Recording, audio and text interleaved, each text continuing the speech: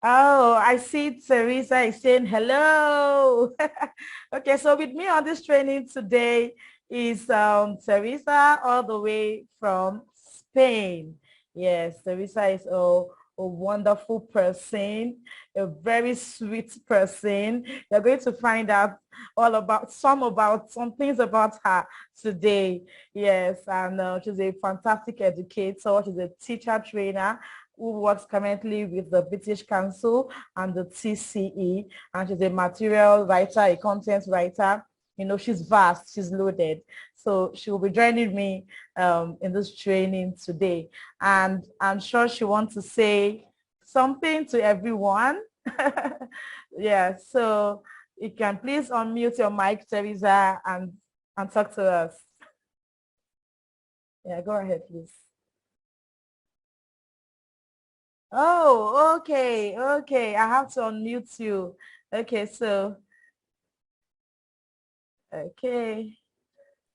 Fabulous. Thank you very much, Blessing Epum. Yeah. And thank you very much, everyone, for having me here today. Thank you very much, Blessing Epum, for inviting me. You're a wonderful, passionate educator as well.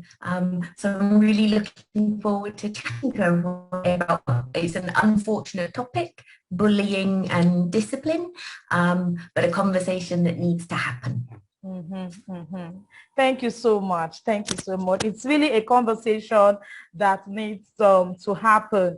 You know, so many of us here in Nigeria, we know what has been going on for some time. You know, it's been a trend in the news, on social media. We've seen various cases of bullying, you know, severe hostility. We have seen children who have lost their lives even in this process, you know. So it's alarming right now, and it's becoming a thing of concern to so many.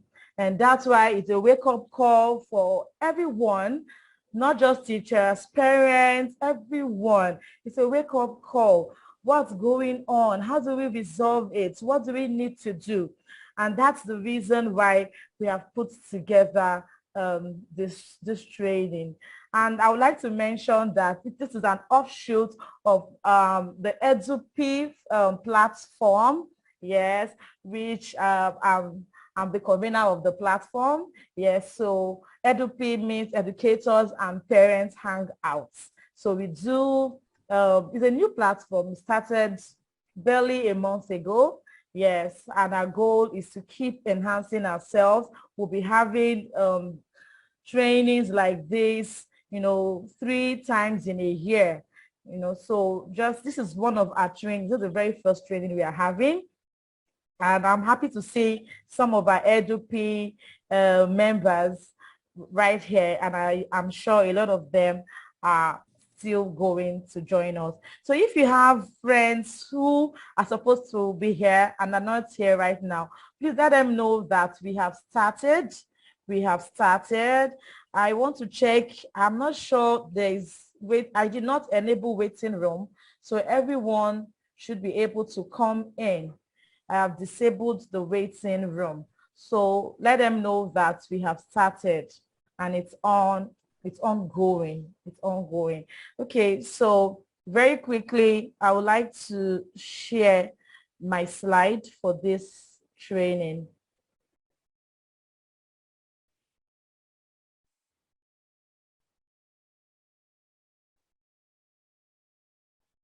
Okay, so if you can see my slide, please use the chat box. Just let me know because I think I've muted everyone. I've muted everyone because of the noise that was coming in.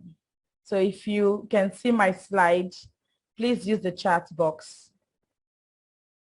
Oh, thank you, Teresa. Yes, you can see my slide. Thank you very much. Yeah, so who is a bully? That is what I have up there. Who is a bully? A lot of us have heard about, you know, bully. Oh, bully. Okay, what does it mean? What does it mean to be a bully? Right here I have a bully is someone who is habitually mean to others, inflicting both physical and psychological abuse on his or her victims. The key word here is someone who is habitually mean to others. Habitually. That means the person does it continuously. Doesn't just do it once and stop. You know, if he does it once, he might feel, okay, maybe that was a mistake or maybe that was a joke.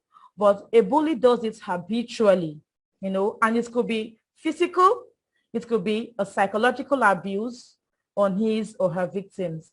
Bullies can appear at schools, in workplaces, or on the internet.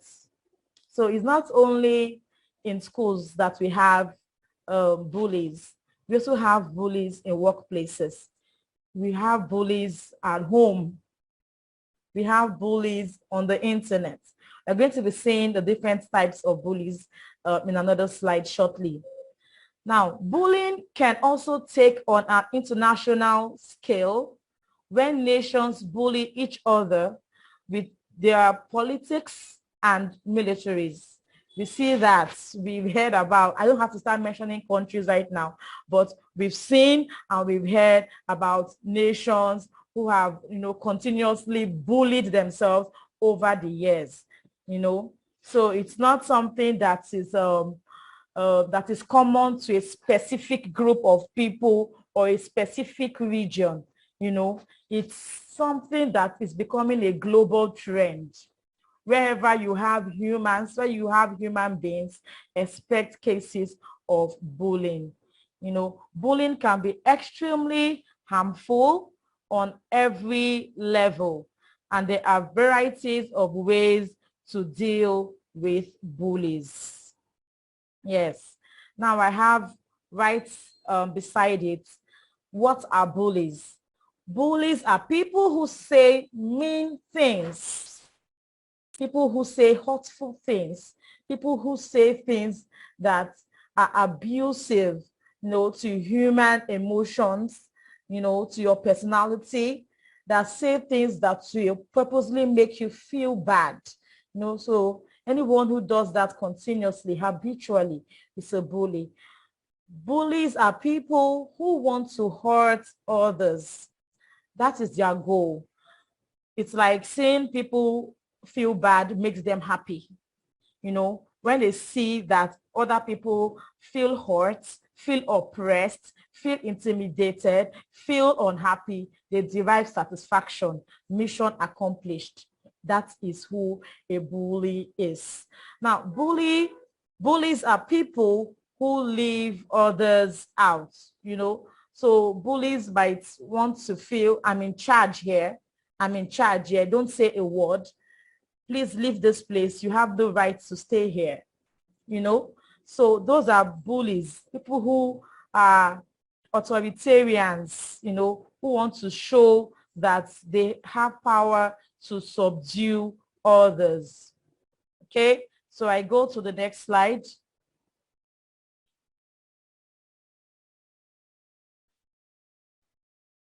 We are still looking at who are bullies, more perspectives, because we have to fully understand who bullies are before we know how to checkmate, you know, this hostility in the society. Now, bullies are people that pick on other people. Okay, bullies are people that pick on other people or hurt them to make themselves feel good. I just explained that in the other slide. A bully isn't the kid that called you a name on the bus or pushed you during math. For example, a kid that just, you know, maybe just called you a name, you know, or pushed you in the classroom, you know, just once, might not be necessarily tagged as a bully. They have to be doing it repeatedly. You know, if the child or whoever it is keeps calling you that name, okay, keeps calling you that name, or keeps pushing you or hitting you whenever they see you, that means that person is a bully. You know, they have to be doing it repeatedly or it's not bullying. Bullies want power. like I said it before, they want to subdue others. They want power over someone else. Now, I'm sure as I was taking all that in the other two slides, some people are wondering, am I a bully? Okay, so in case you are one of those wondering right now, if you are a bully, this slide is just for you. It says, are you a bully? Are you a bully? So B here stands for being exclusive and leaving someone out of a group activity. You know, if you are such a person, when they say, okay, we are having 5 groups right now. So team A, team B, A, B, C to E. And the particular person that you have been bullying, and you say, if I see you in my team, you better go join team B, C, D, or E. I don't want to see you in team A. You know, you are already threatening that person. You want that person to be left out, or you could even make the person be part of the team. And when it's time for you to make some certain decisions, you shut the person up and make the person feel irrelevant, or make the person feel that his or her opinion doesn't count. That is bullying. That is bullying, especially when you keep on doing that repeatedly to that person or to other people. Now, it means unkindly mimicking or mocking someone in person or online to vent or make yourself feel better. So when you keep on mimicking someone, mocking someone, it could be about their looks, it could be about their character, it could be about their status or whatever it is. If you keep on mimicking and mocking others, you know, you can do that to the person, you know, face to face, or if it's online through chats, you're doing that, you know, it's all bullying. Lying or gossiping about someone in person or online. So when you choose to just pick on a particular person and you keep on saying things that are not true about that person, you keep on, you know, saying nasty things, saying mean things about a person, either face to face or doing it online, spreading false information about someone, that is bullying. The second L says laughing at or making fun of someone in person or online. You know, sometimes we just feel it's a joke. You just laugh it off. But whoever is receiving that, whoever is the victim is hurt, you know. So we might feel we're just making fun of someone. After all, we're just laughing about it, you know. But if you keep on doing that to a particular person, there is no way that person won't feel bad, you know. And you can do it either face to face, you can do it online, you know, either which way. So habitual laughing at or making fun of someone is also regarded as bullying. Now, when you make mean, hurtful comments about someone in person or online, we talked about that already, saying hurtful things about people or making some kind of comments that can really hurt their emotions, that is bullying. Intimidating someone in order to make them feel insecure or afraid in any situation. You know, when you try to exert your power, some force over someone else, you know, making them feel threatened, making them feel intimidated, making them feel fearful, you know, and so insecure. That is bullying. That is, it doesn't matter if the person is younger to you, it doesn't matter the age, it doesn't matter who the person is or the sex, male or female, it doesn't matter. It's all regarded as bullying. And goes not treating someone as you would like to be treated, you know. So if you are someone who does things to people that you can't take in yourself, you know, if you keep on doing those things, you are bullying them. It's bullying. It's bullying. You know, if you know you wouldn't like someone to call you names, if you know you wouldn't like someone, you know, to tag you or take false information about you around, and you keep doing that to others, that is bullying. And G says getting others to treat someone unkindly. You know, if you are the type that goes around to tell others, you know, this person, she's so bad, she's so this, or he's so bad, he's so that, and you tell them, please just keep off. Just keep off from this person or that person. You are tarnishing that person's reputation. And if you keep doing that, you are regarded as a bully. So this is something that we have to be mindful of.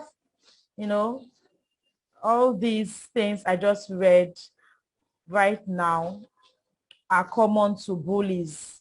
They are things that are common to bullies. Okay, so next slide.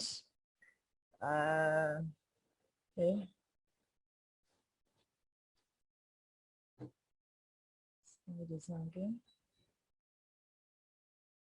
Okay, so we have types of bullying. Types of bullying. Bullying could be physical. Bullying could be verbal. When I say physical, it could be hitting. You can hit someone, you know, any physical abuse where you have to hit someone, spank someone, that is bullying.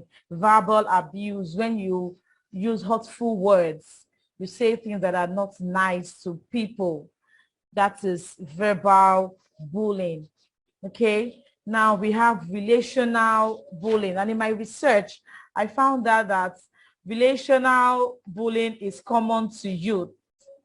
Yes, relational bullying is common to youth, and most times they use this in hurting someone's reputation and also their relationship with others, you know. And sometimes they may not even have to say anything. It might be through body language, you know, just giving the silent treatment.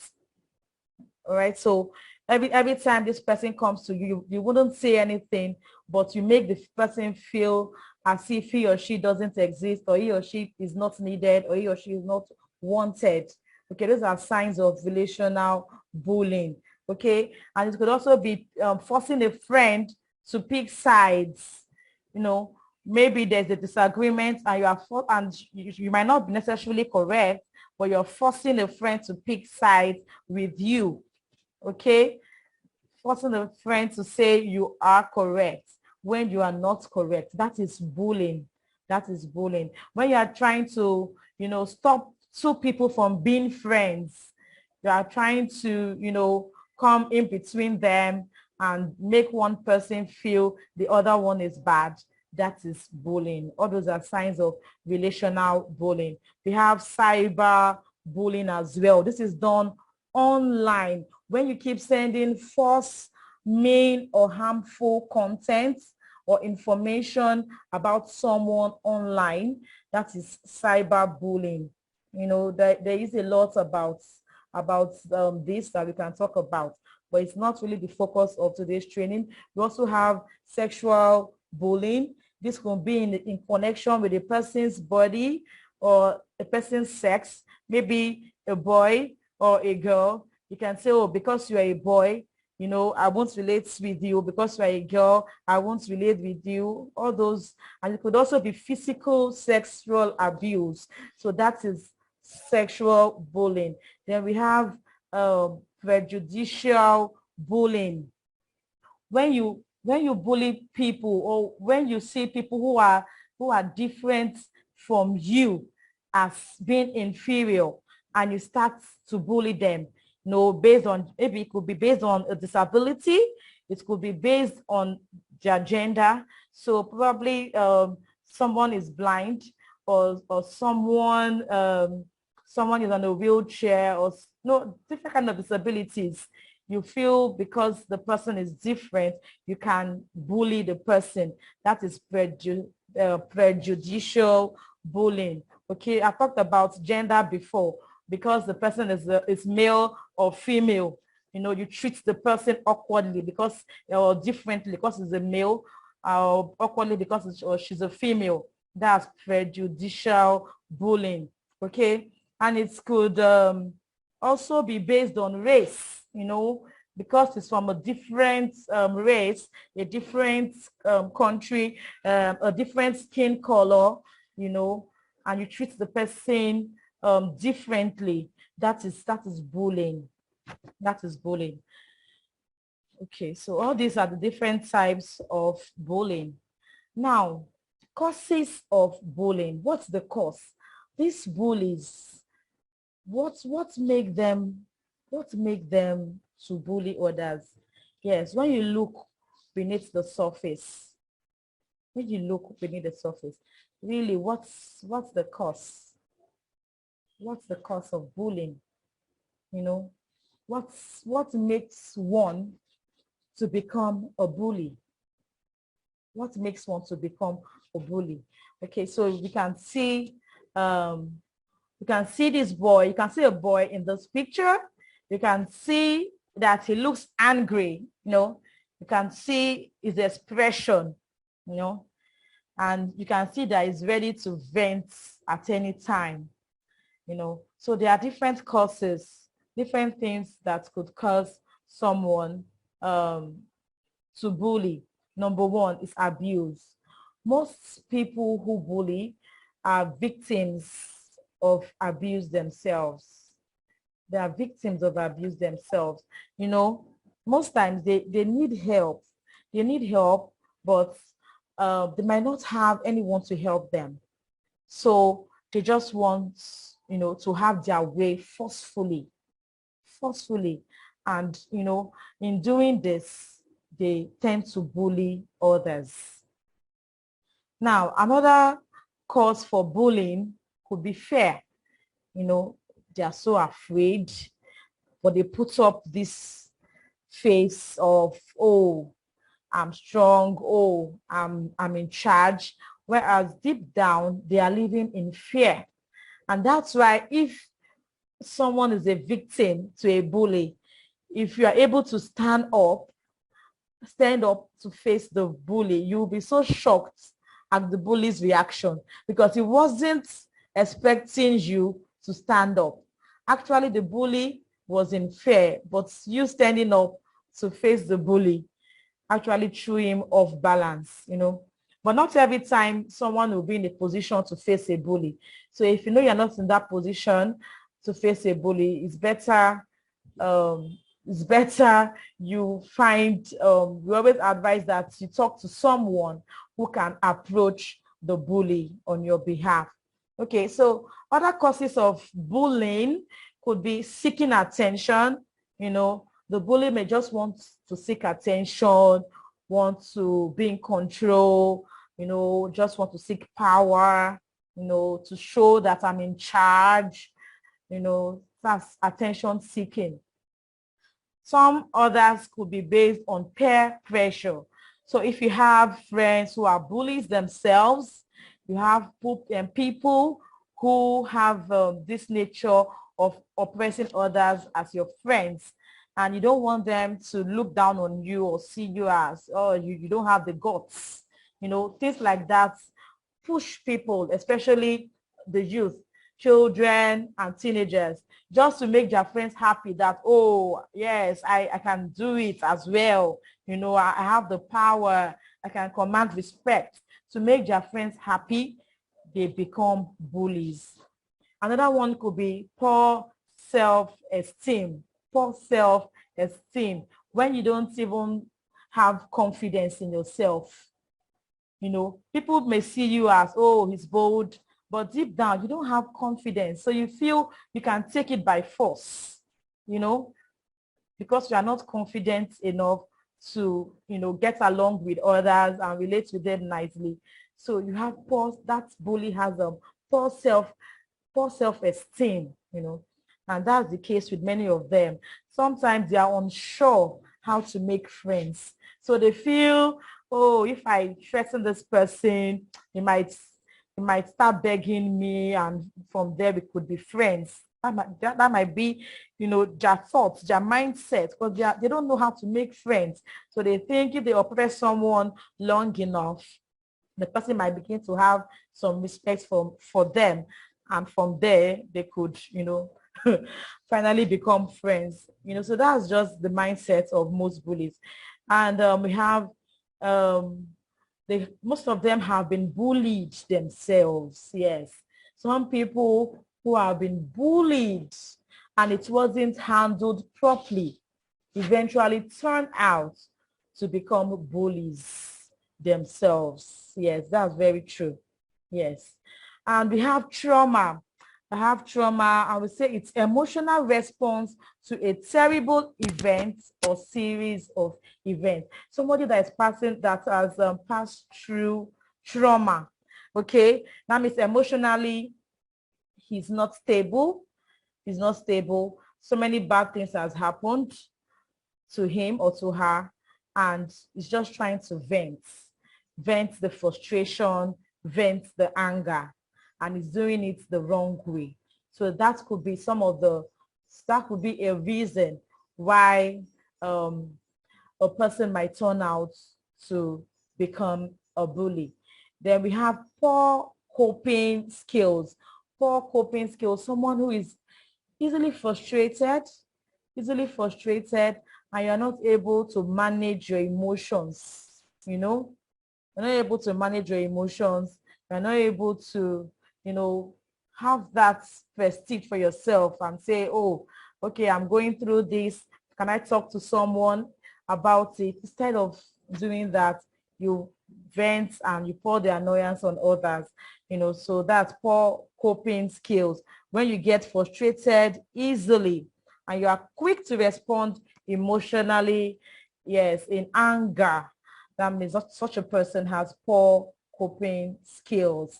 And stress also, you know, when somebody is overwhelmed, they feel overwhelmed, they feel stressed and angry.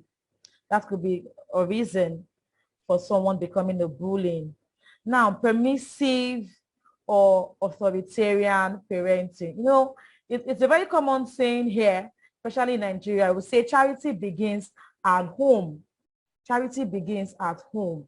Most times, most of these characters that are being exhibited by our youth are things that were not properly handled as children and by their parents. Probably it has been missed somewhere along the line. For example, the permissive parenting, also known as the indulgent parenting style, okay, where parents rarely say no. Anything the child wants is, oh, you want this? Yes, go for it. The parent rarely says no. Anything the child wants, he gets. Never say no to your child. That is permissive parenting, you know. And this child is used to getting everything they want, you know. And you see such parents even bribing the children. When the children feel bad, oh, I'm going to get you a toy. I'm going to get you a toy. Can you just go to bed? It's time for bed. It's time for bed. You know, the parent is trying to bribe the child with things, you know. So that is permissive parenting.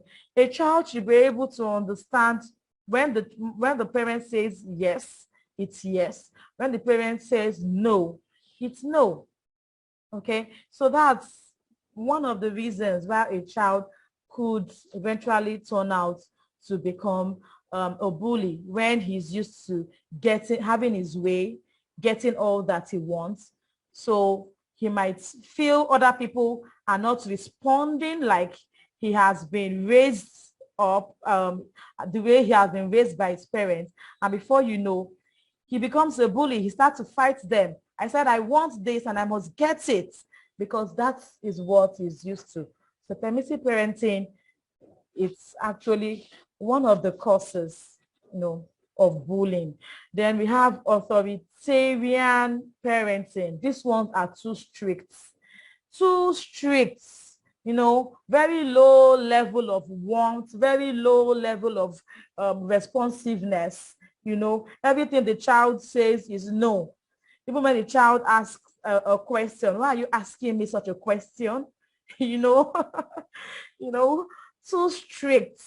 You know, that is authoritarian parenting. So when the child is raised by a very strict parent, or has been raised in a home where, you know, they are authoritarians as parents, the child might just pick that up and begin to exhibit that nature of being an authoritarian, and that is actually bullying in simple terms.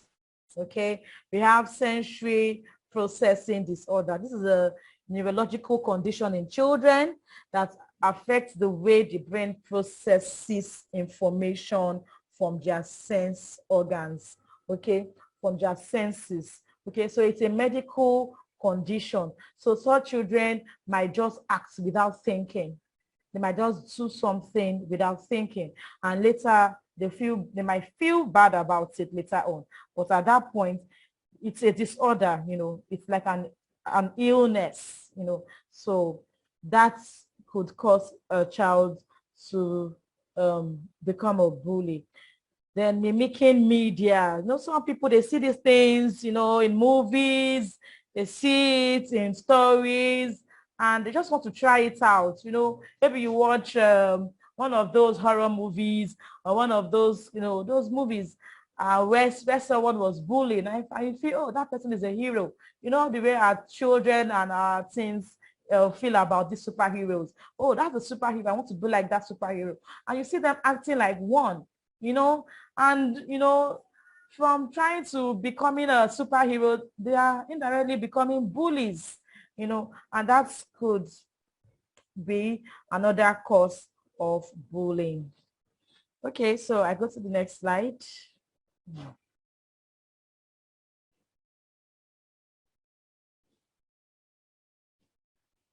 It says, who is a target? Yes, who is a target of bullying? Now, research shows that about 25%, that means 1 out of 4 kids, that means 1 out of 4 kids, you know, experience bullying. 25% of children experience bullying. So if 1 out of every 4 kids will experience bullying, that means almost every child is a target. You know, just think about it. Now, kids who tend to be physically different. Okay, so if a child has a physical disability, you know, it's possible that that child is a target, is prone, you know, to be bullied by others. Yeah. Okay, the other point, they already stated out clearly. Children, kids with disabilities, yes, they are common targets of bullies. Now, kids who upset others easily, you know, these might not just do it on purpose, but there are some children who are just like that, you know, they can be, you know, up and down, kind of restless, and some people just get irritated by them, or just get, you know, why is this kid, you know, like disturbing, you know, put it in common terms. So kids who upset easily, they can also be targets of bullies. Kids who don't have a lot of friends, you know, a kid who is always keeping to himself or keeping to herself, okay, it can be a target of a bully. Because when the bully sees that you don't have friends, you don't have anyone, you know, it's very easy for that bully to intimidate you. Unlike when you have friends always with you, or you're working with groups of people, it will be difficult for a bully to victimize you. And we have kids who lack self-confidence or look like they don't have self-confidence, you know. So there's some children that are not confident. They always see them putting their heads down, or they're always shy, or they feel so insecure. So those are easy targets. People who are bullies, who are looking for others to intimidate, they will easily, you know, oppress such people who lack self-confidence or look like they don't have self-confidence. So if we have children in our classrooms, or we have children in our homes, we are parents, you know, so we need to talk to our children, talk to them about self-confidence. We need to help them build their self-confidence, because bullies don't like people who are confident, who can face them, who can look at them in the eye, who can raise their head up and, you know, tell them that what you are doing is wrong. You know, bullies don't like such people. But if the child is someone who is an extreme introvert and always keeps him or herself, no friends, doesn't talk to anyone, you know, he or she could be an easy victim of a bully. Okay, now signs. What are the signs that a child is being bullied? Now, there are so many parents that don't know what is going on. Okay, so many parents, they don't know, especially in this part of the country, of the world, where people are extremely busy, you know, from 7 a.m. to 5 p.m. Some don't get home till 7 p.m. Some don't get home till 8, 9, 10 p.m. on a daily basis. There are some who don't even see their children. There are some who don't see them until the next day. They just, while the child is still sleeping, they zoom off, you know. So it's difficult for some parents to even believe that their children are being bullied. And when some get to know, they are always very furious. Like, nobody told me. And, you know, but there are signs, you know. The child might not tell you that he or she is being bullied, you know, but there are things that you can see or you can watch out for, you know, that will help you to understand or to perceive if the child is being bullied. Number one, we have refuses to go to school. So if you have a child who usually is excited to go to school, the child is always happy about school, looks forward to going to school, then suddenly this child refuses to go to school and says, I'm not going to school, I don't want to go to school. And you see the child weeping, like the child in this picture, crying and saying no, no, no to school. That's a red flag. That's a red flag. It already shows that there is a problem somewhere. There is a problem somewhere, and we need to take note of that and quickly find out what is going on. To be best to call the teacher or to visit the school to know what is going on. Difficulty sleeping. When you see that your child is not able to sleep, suddenly a child who is always peaceful and happy, suddenly the child is unable to sleep. The child is finding it very difficult to go to bed or so afraid whenever it's bedtime. It could also be a red flag. You might need to have a proper discussion with your child. And if you feel you can't handle it, you might need to invite a professional who will help you, you know, so that you can communicate with that child and actually find out what is going on. That is also another red flag that the child is being bullied. Loss in appetite or loss of appetite. You know, a child is bullied, a child is feeling sad, feeling so unhappy. It could lead to loss of appetite, okay? The child might not want to eat. So when you see that your child is not eating and the child is not sick, but suddenly just refuses to eat, that's a red flag. That's a red flag, you know. So let's not just sweep that under the carpet. We might need to engage that child in some discussion to find out what is actually going on. This could be a bullying case. Now, when a child avoids social interaction, you know, the child just wants to be alone. He doesn't want to go out, doesn't want to mingle with others. It could be that the child has been bullied. It could be a case of verbal bullying.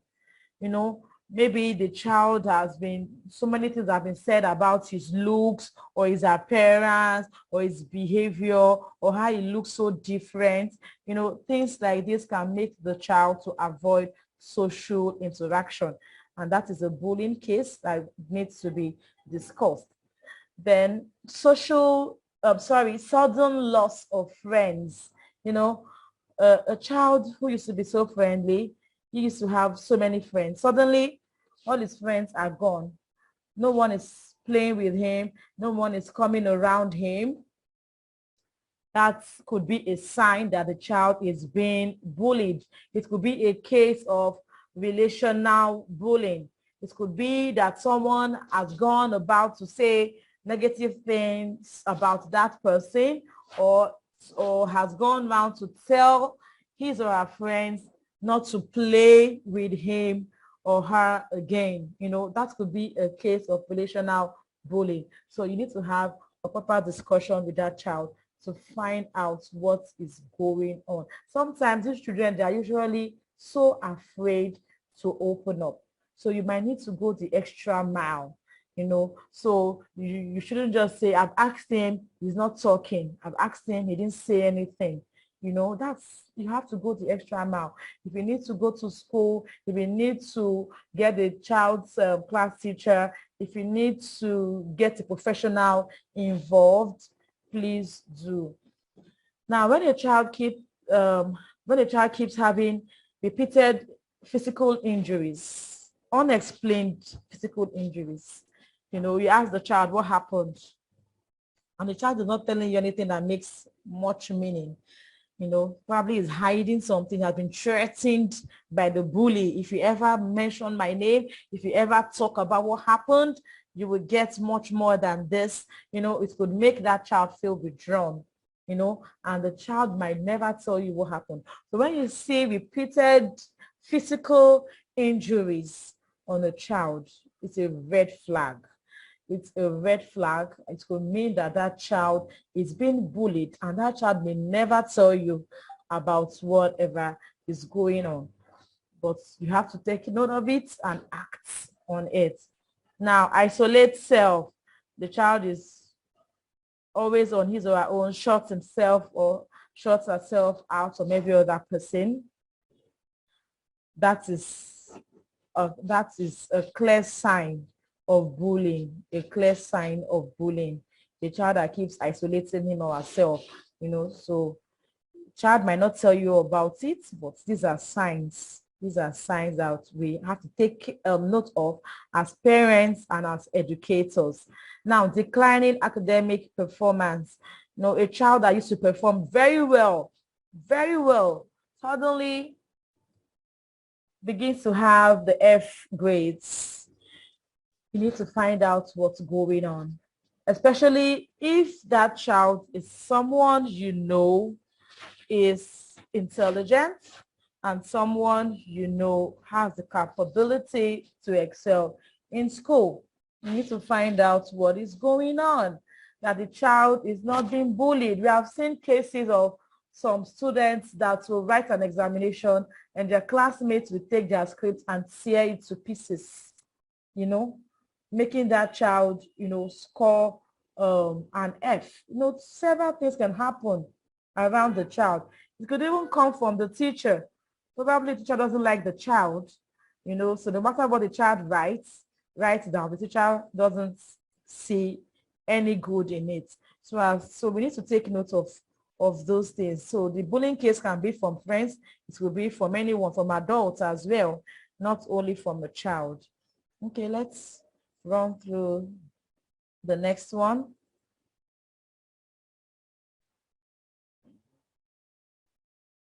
Okay.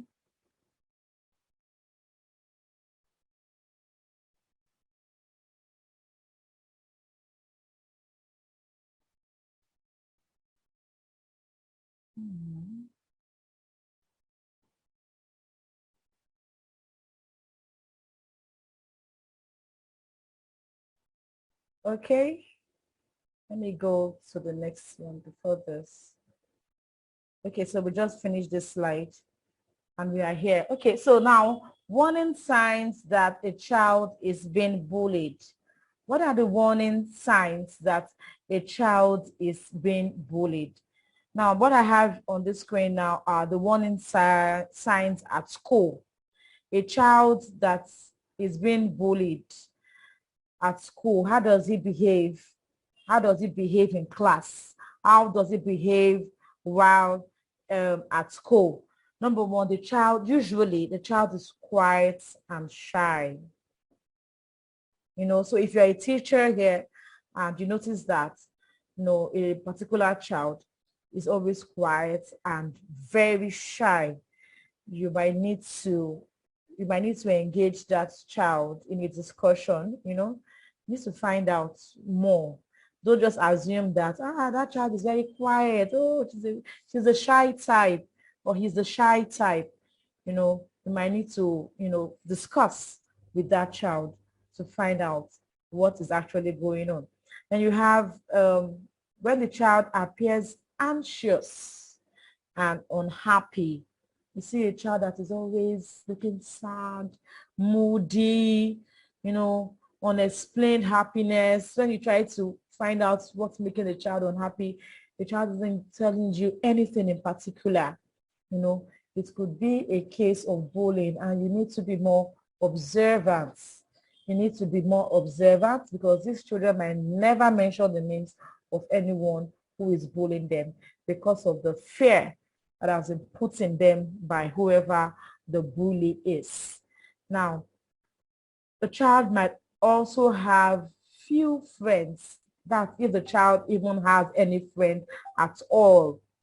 Okay, so such children, you notice that they have very few friends. They don't really relate well with others.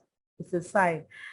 Now, a child that is excluded from peer group, so it's playtime. Everybody goes outside to play. Everybody is having fun.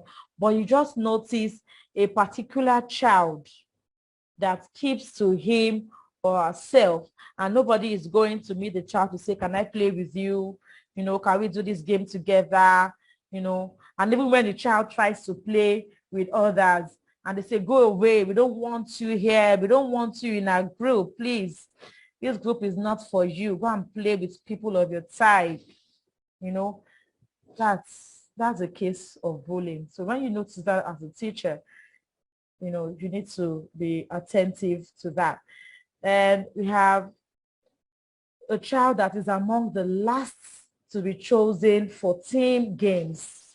Okay, so we have games coming up or sports coming up. In most schools, we had a sports term. Most schools just finish their sports, inter-school sports or inter-house sports, as the case may be in their various schools. So if you notice that maybe during the games, during the rehearsals, and the children are told to choose partners and nobody is choosing this particular person, it calls for concern. It calls for concern. If that person is among the last to always be chosen, or is even never chosen at all, it calls for concern. It could be a case of bullying, that child is being bullied by others. Then another could be that if the child stays close to the teacher during recess. So it's break time, everybody is free to interact, everybody is free to play, but this child doesn't mingle with his or her friends. Instead, the child prefers to stay close to the teacher, because the child doesn't feel comfortable with the classmates, rather prefers to hide and be with the teacher. That could be a sign that the child is being bullied, and teachers is a wake-up call. We need to investigate and be very tactical to find out what is happening. Then when the child has difficulty speaking up in class, everybody is contributing to a topic, everybody is saying something, but this child never talks. This child just keeps quiet. Even when the child is asked a question, the child is not ready to say anything. It could be that the child has been bullied emotionally and the child doesn't feel confident to talk. So we need to find out and we need to address the situation. And when the child shows a deterioration of schoolwork, like I said in the previous slide, yes, it's also a sign of bullying. Okay, next slide. Now, signs that your child has a toxic teacher. I said something while going through the other slide. I said Bullying might not come from only the child or the child's friends or the classmates. It could come from teachers as well, and even from parents, you know. So at times, it's not just the friends that bully the children, you know. We have some teachers too that, you know, like this caption here says, toxic teacher. We have some like that as well, you know. So now, how do you know? Because a child whose teacher is a bully may not be able to, especially if the child is a very young child, may not be able to report the teacher. Not every child has that confidence to say my teacher is this, my teacher is that, you know. But from discussions with these children, we'll have some information, some leading information. So it's good to engage your child, you know, in some discussion. It will give you an insight. To give you an insight. Now, how 10 signs that your child has a toxic teacher. Diminishing interest in school. When your child repeatedly, you know, loses interest in going to school, and you've tried to find out and you are not getting any results from the child or anything from the child. It could be that the child is being bullied by his friends or his classmates. It could be that the child is afraid of school because of the teacher. It could be any of these reasons. It could be coming from the friends, could be coming from the teacher. So we need to find out. We need to find out what is actually going on when a child has diminishing interest in school, when a child is constantly nervous or worried, you know, when you say you are going to school tomorrow and the child begins to fidget, you know, gets nervous. So it's a sign, when a teacher displays bad attitude, you know, a child comes home and says, if you see what my teacher was doing today, my teacher was sticking out the tongue like this, you know, that's bad attitude, you know. Or your child comes home and rolls the eyes like this. And you say, where did you learn that from? Oh, my teacher did it in class today. She's always rolling her eyes at us. Bad attitude, you know, so that's a sign. Okay, so when the teacher has temper tantrums, the child comes up to say, oh, if you see my teacher today, she was so angry and she just hit the table 5 times. Bah, bah, bah, bah. So that's another sign, you know. The teacher has temper tantrums. When the teacher is angry, might just throw things around the classroom. My teacher was so angry today that she threw away all the books on her table. That's a sign that the teacher is toxic, okay, and it has to be addressed. And when you have a teacher that likes to publicly humiliate students, okay, the teacher who likes to publicly humiliate students, that is a sign. Okay, it's a sign, a big sign. The teacher that is always happy to call the children names publicly, or to make them feel, you know, inferior or feel humiliated, you know, that's the sign that the teacher is a toxic teacher. A teacher that is, yeah, okay, another one, a teacher that is blaming parents, always blaming parents for everything, you know. A teacher that isn't willing to improve. When as a parent, you go to the teacher, you make some complaints. Oh, I observe this, I observe that. Or you go to the school to lay your complaints and there is no improvement from the teacher. That could be a sign as well. Now, your child seems less self-confident, you know, about school, about learning. It's a sign. When the teacher doesn't believe in the students, okay, when the teacher doesn't say anything good about the child, oh, I don't think he's ever going to know this. I've tried my best. I don't know what is wrong with him. That is a sign. And when the teacher himself or herself is a bully, you know, a teacher that is being physical, a teacher that is being physical with the child, you know, what I mean by physical, hitting the child, spanking the child, you know, that's a toxic teacher. And nobody wants to have a toxic teacher. So you need to address, you will need to address that with the school and with the teacher as well. Now, how can parents help their child to deal with toxic teacher? Now, this is my last slide. After this, Teresa is here. Yeah, she's here. She's ready to take over. Yeah, so she'll be taking the other slides. So this is my last slide.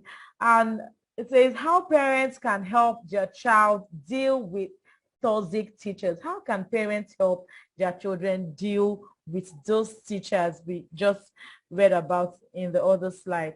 Number one, support your child. Don't be the one to tell your child, I know you are the one at fault. You know, there's some parents like that wouldn't listen to their children. Instead of them to listen to their children, they will rather blame their children. So some children will never tell you anything because they will say, if I tell my mommy what happened in school today, she won't believe me. She won't support me. So they will rather keep it to themselves and tell someone else. So when a child brings such complaints to you, please don't just sweep it away. Okay, stand by the child and say, okay, I'm going to find out about what really happened in your school today. I'll speak with your teacher. Another one, avoid speaking negatively to the teacher or about the teacher. Avoid speaking negatively about the teacher. Don't be the kind of parents that will say nasty things about your child's teacher in front of them. Oh, your teacher is this, your teacher is that, teacher is senseless, teacher. Don't do that. Don't do that. You will make the child lose respect for the teacher. Talk with the teacher. When you are not sure and the report was brought to your notice, please talk with the teacher about it. Don't just conclude or draw assumptions before you talk with the teacher, no matter where the report is coming from. Observe your child's class. If you need to go to the school, talk to whoever is in charge. It could be the head of school, the proprietor of the school, whoever is in charge. Talk to the management. They may have a way of observing the child's class. Okay, they may have cameras, you know, so you might be able to observe what's going on in the classroom. Now teach your child to play the game. So teach your child that it's not good to, you know, talk back at the teacher. So when the teacher says nasty things to you, you don't have to respond. You don't have to talk back at the teacher. You know, keep being nice, keep being nice, keep being a good child. Okay, so I would like to stop there. Teresa Bestwick is here with us all the way from Spain. I'm so happy to have her with me. So I'm going to stop sharing my screen. I'm going to make her the host so she'll continue. Thank you so much. You can leave your comments or anything on in the chat box. We'll see them there. Thank you. Okay, I want to make Teresa the host right now. Okay.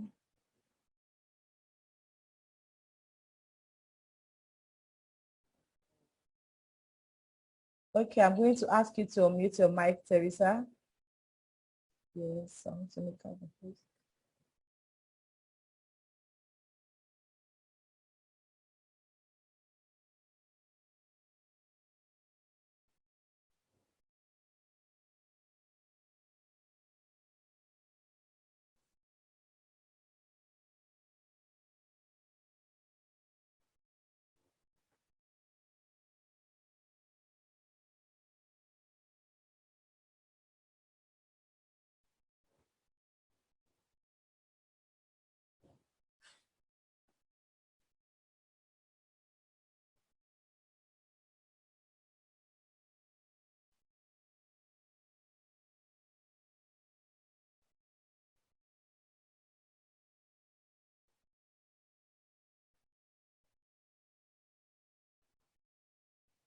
Oh, sorry, you can't unmute yourself. Oh, okay. Sorry. Okay.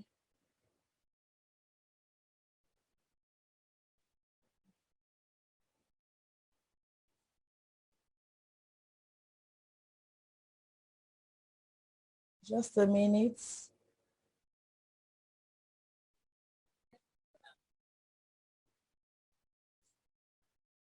Can you unmute yourself now?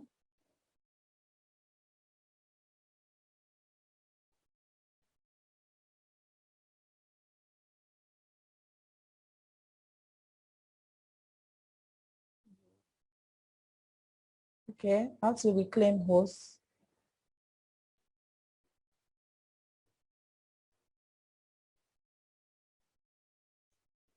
Okay, you can unmute yourself now, Teresa. Yep. Yes. Thanks very much. Yes. I had to reclaim myself as host before I could allow you to unmute yourself. Yes. So I'll just I muted myself. Yeah. Okay. Yeah, I've muted myself because it's Easter week here. Obviously, it's Easter week with you as well, and there's a lot of music in the street. Oh yeah, same here, same here. It's Easter week. Today was Palm Sunday, and Easter Sunday will be next week. So it's same here.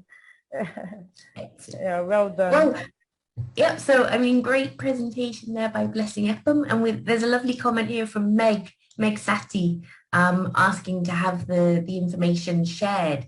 And I think definitely, particularly that slide about "Are you a bully?" would be a really interesting one to share with your students and your children as well, because they're things that we might not recognize as bullying. But as Blessing Epum was saying, when it's something that's happening habitually, and you don't notice that you're excluding someone perhaps because you don't feel like a bully. So definitely kind of sharing that information with our students, with our children as well, is a really good idea. Okay.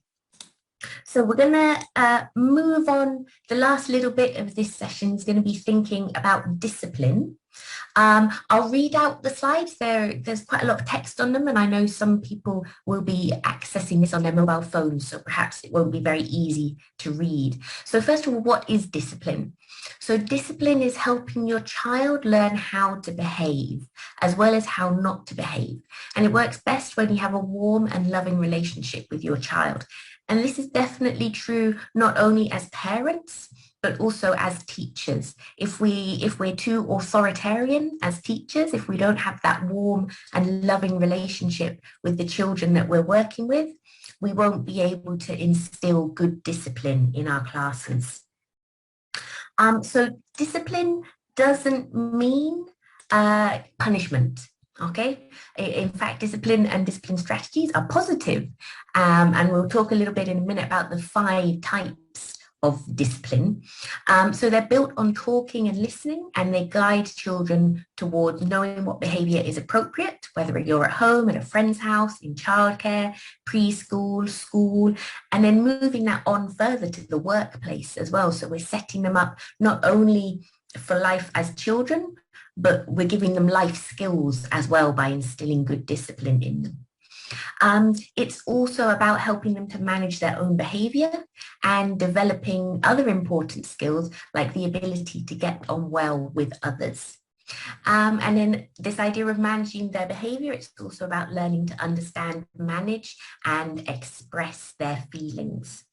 So I was reading an article before, and it said that there are really kind of 5 types of discipline. So one of them is positive discipline, and that's about using praise and encouragement to show good behavior. So when a child does something good, you praise them and you encourage them, and that kind of positive reinforcement encourages them to repeat that good behavior.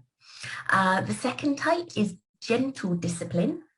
And this is when you use distraction or humor. So when they do something which could be considered bad behavior, you gently kind of move them away from that bad behavior by perhaps making a joke about it or responding in a gentle, humorous way.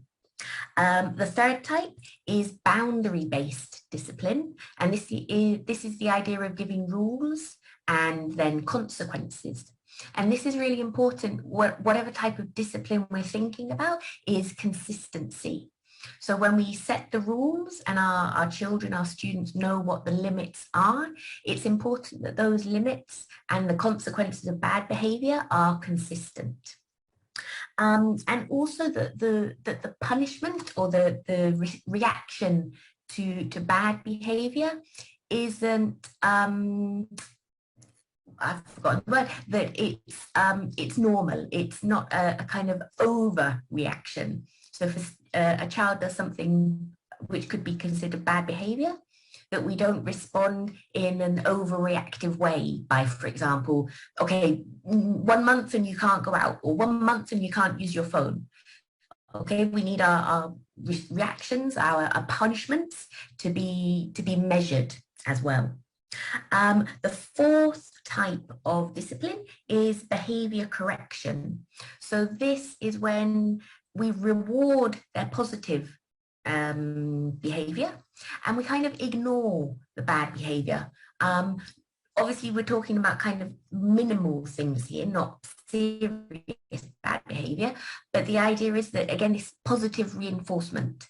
So when we see them doing something good, we reward that good behavior, perhaps with a thumbs up, with kind words, and so on. And the last one, linked to what we talked about on this slide here, is emotional guidance.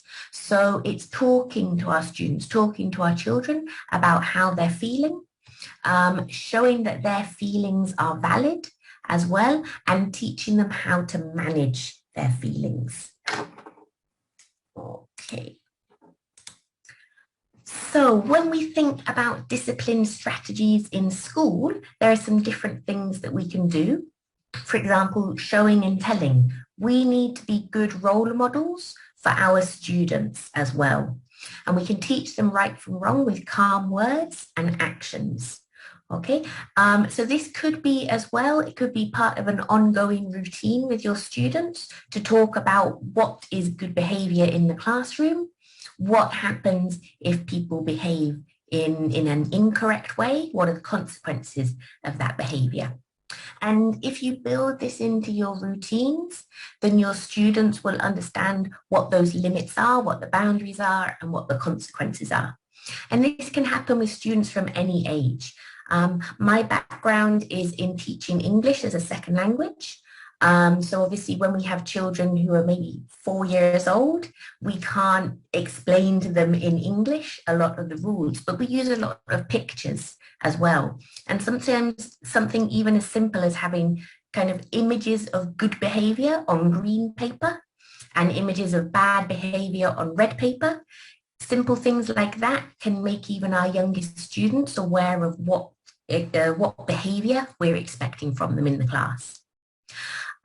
So other discipline strategies, obviously setting limits and rules and giving consequences. And as I said before, keeping those consistent. Listening to our students as well.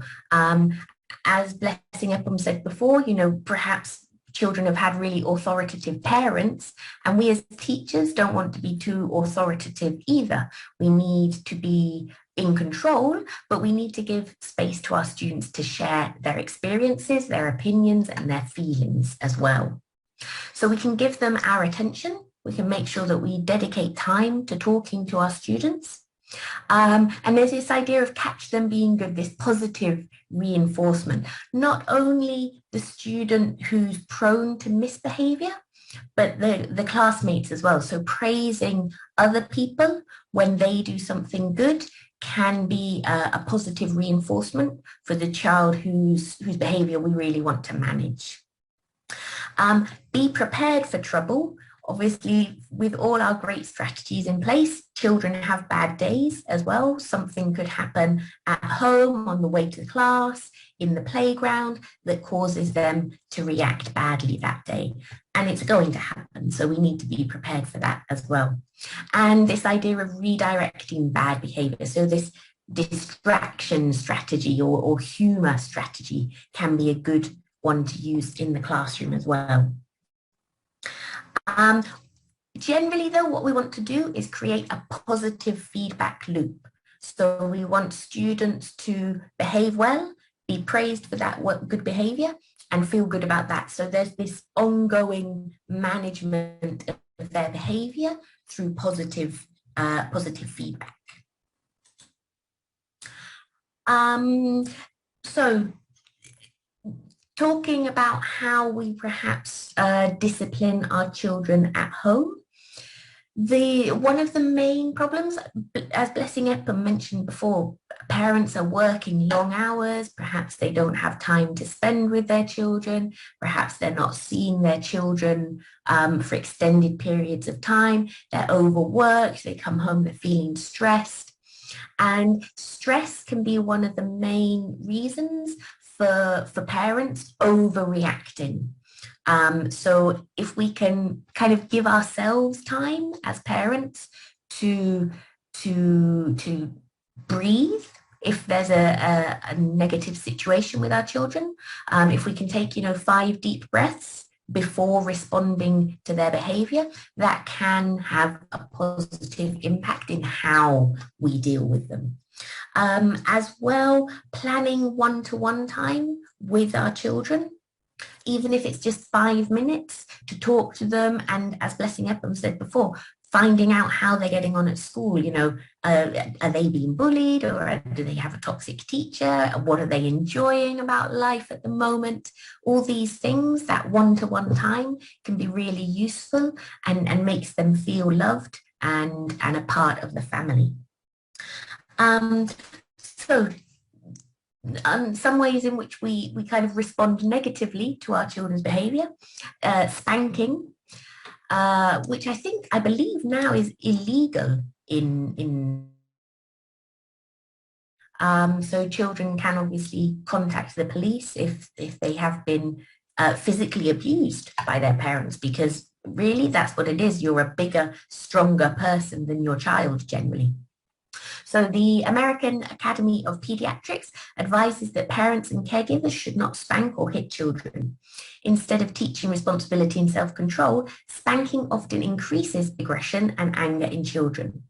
A study of children born in 20 large US cities found that families who used physical punishment got caught in a negative cycle. The more children were spanked, the more they later misbehaved, which prompted more spankings in response. Secondly, lasting marks. Physical punishment increases the risk of injury, especially in children under 18 months of age, and may leave other measurable marks on the brain and body. Children who are spanked show higher levels of hormones tied to toxic stress.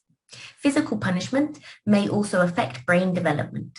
One study found that young adults who were spanked repeatedly had less grey matter, the part of the brain involved with self-control, and performed lower on IQ tests as young adults than the control group.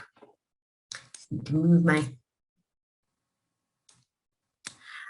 verbal abuse, how words hurt, yelling at children and using words to cause emotional pain or shame also has been found to be ineffective and harmful.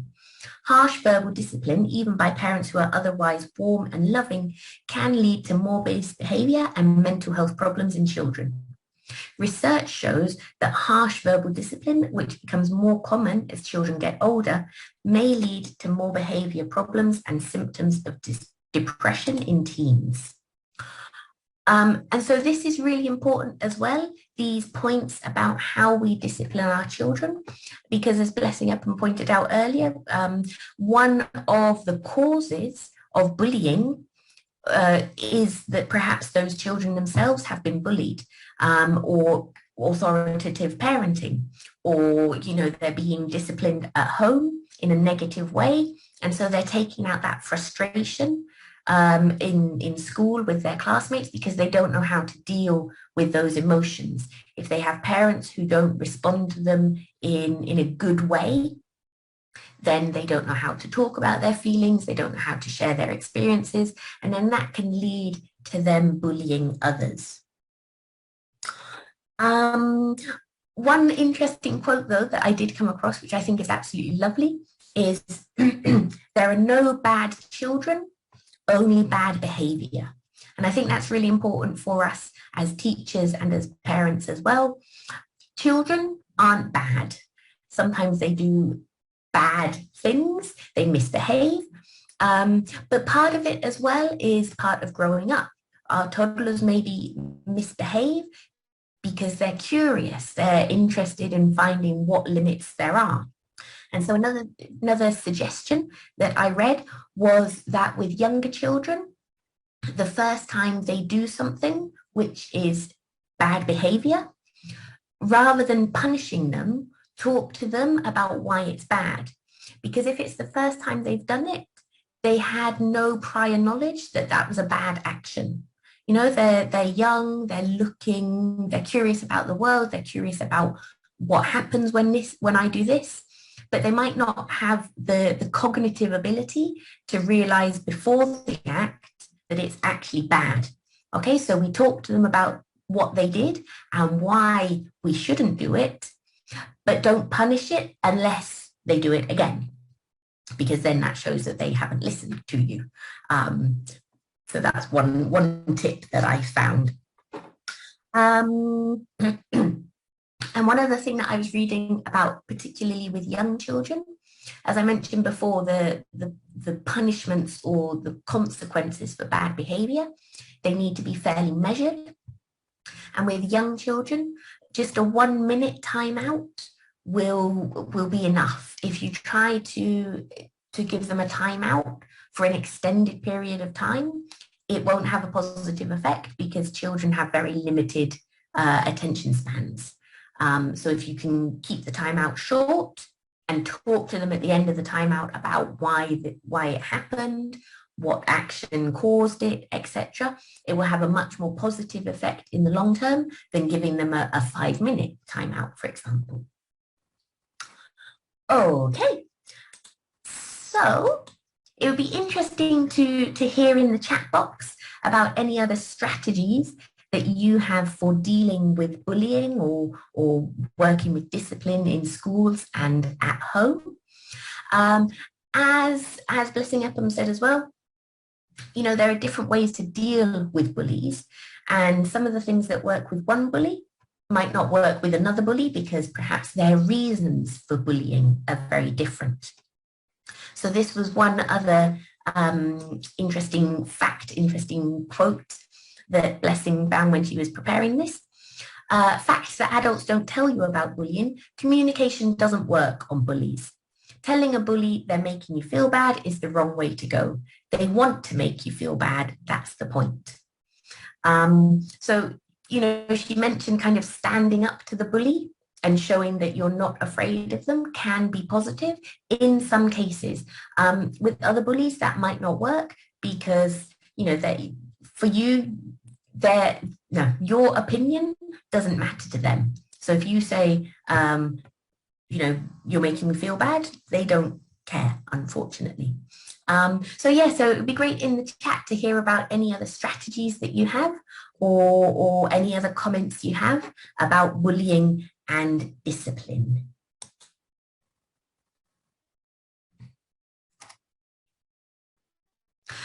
So Richard shared a really good question about how to identify bullies. Blessing Epum, feel free to jump in as well. So it can be kind of some of those things that Blessing Epum noted on the Are You a Bully? So if you notice that someone is consistently not involving others in the group, that could be a sign that they're bullying. Or if someone is working with a group but not valuing their opinions as well. As we know as well, cyberbullying is a huge problem now. And unfortunately, whereas in the past, if you were being bullied at school, you got to go home at 3 o'clock. With cyberbullying, it's an ongoing problem. Okay, you can ask Blessing Epum to unmute. Yeah. Go on, please. I'm loving everything you're doing and saying. Thank you. Yeah. It's all your hard work, blessing Epum. You created all these beautiful slides and did all the fabulous background research for the topic. So thank you, EduP, for inviting me to come along. I've learned a lot as well. Thank you, Teresa. Thank you so much. We're talking about cyberbullying. I'd like you to shed more light on cyberbullying. Well, yeah, I mean, I think it's, in a way, it can be more hidden as well because it's not physical. You don't need to be in the person's physical space either. So if it's verbal abuse, it's perhaps more visible to teachers, to parents, because they can see it happening. Whereas with cyberbullying, although you might think that with cyberbullying, you would have your mobile phone and you would have the evidence. Cyberbullying can be other people sharing photos of you or sharing comments about you, this kind of the relational bullying that you talked about before. So it's not necessarily that it's directed at you, but it's bullying that's happening online about you. Yeah, true. And it's becoming very common as well these days. Mm-hmm. Yeah, thank you. In the UK as well, there have been problems of students bullying teachers. So there have been a few cases where students have recorded the teachers on their mobile phones and then uploaded videos of them to TikTok with comments or, negative comments about their teaching, making assumptions about their personal life. So although obviously bullying happens a lot between students and teachers bullying students, it can be as well that the students are bullying the teachers. Very correct. It all goes, like in the circle, teacher bullying students, student bullying teachers, parents bullying children, children bullying parents in some cases. It just goes round and round. And thank you so much, for joining us for this training. Thank you so much. I can't thank you enough, and we're happy to have you here. And we are sure that in our next training or any other training, you'll be happy to join us again. Thank you so much. A wonderful session. Yeah. I'm going to head off and let you chat if you're continuing the conversation, but it was lovely to meet you all. And good luck with EduP. It's a great initiative to continue the conversations between educators and parents. Yes, thank you so much. So in response to the person who asked for the slide or the recordings, it will be posted on the EduP platform. If you check the chats, I have sent the link for you to click to join. So latest by tomorrow, I'll be sending the video recording of this Zoom meeting. So the EduP platform. I will also be posting the slides that we have used. So if you want to have the slides, if you want to have the recording, please click on the link in the chat box and you'll be able to join. If you can't see the link, please let me know so I can post it one more time. Or I'll just post it one more time for you so you can have it. So that's it. I've posted the link again to the EduP platform. Okay, thank you. Only posted it to me as a direct message, not to everyone in the group. Oh, yeah. Okay, I'll change it now. I just posted to only you. So it's supposed to everyone. Okay. And we've had a question from Rebecca's iPhone. How do we stop bullying at schools? Lots of schools run initiatives to raise awareness about bullying. So, for example, in the UK, they have something called Odd Socks Day, where everybody in the school, teachers, students, support staff, everyone that day wears odd socks, with the idea being that it shows that everyone's unique. So that, we should respect other people's opinions, respect other people's experiences, respect other people's personalities and physical attributes. So that's one thing that Odd Socks Day. It's a great initiative. But As well, I can share some more links with Blessing Epum about other initiatives that schools have, and perhaps you can have similar things at your school. Thank you so much. Thank you so much, Teresa. Thank you. Is there any other question? Because we're about to end this conversation, so I know we are enjoying it. I'm also enjoying it, but I'm thinking about our data. We've been here since 5, and I wouldn't want us to exhaust more data than we expected. Is there any other question? Okay, if not, you can always send your questions to the Edup platform. So please click on the link to join the Edup platform. You can forward your questions there and we'll try as much as possible to give answers. Thank you so much. Okay, thank you everyone. Thank you Edup members.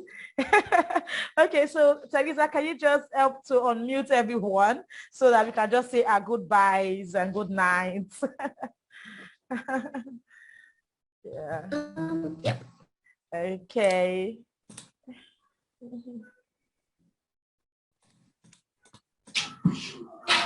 Thank you, Mrs. Epum. Thank you, Teresa. It was really informative. Thank you. Thank you, Meg. Thank you, Meg Sati. Thank you, everyone. Thank you. Goodbye. Goodbye. Thank you so much. Thank you. Goodbye. Nice one.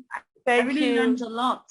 Thank you, Mrs. Joy Medupin. Thank you so much. Thank you, everyone. Great job, Blessing. Oh, Great thank job. you, Tolu Asuma. Nice to see you. Thank you very much. Oh, thank you. Thank you. Yeah, thank you. We enjoyed that. Yeah. Thank you. Thank you, Stanley. That's my husband, Stanley. Thank you, Miss Epum. Thank you, Teresa. Thank you. Thank you. So good, Jimmy. Toes down. Good one, Miss Epum. Thank you. So informative. Miss. Yeah, thank you. Teresa, thank you Wow, so what can I very say? much. Very wonderful. Oh, thank you, Mr. Jerry. Very wonderful. Thank you. More wisdom. Amen. Amen. More empowerment. Amen. What else can I say? I really enjoyed myself. Oh, thank you. Thank you, Mr. Jerry. Thank you. 1 hour just seems like just 10 minutes. Oh, nice to know. I was really concerned. 5 to 1 hour. I was concerned about our data. Thank God it looks like 10 minutes. It's a big package. Wow, thank you. I'm grateful for that feedback. Thank you. Thank you so much. All right, Teresa, we could go on and on, right? So thank you, everyone. Thank you. Yeah, thank you, Blessing. So thank you, Meg. Thank you so much. Thank you for joining. Teresa, appreciate you. Thank you for coming. Yeah. Okay, bye. So I'd like to end the meeting now. Bye. Big hugs from me to you, Teresa. Bye. Thank you. Thank you so much. Bye, everyone. Yeah.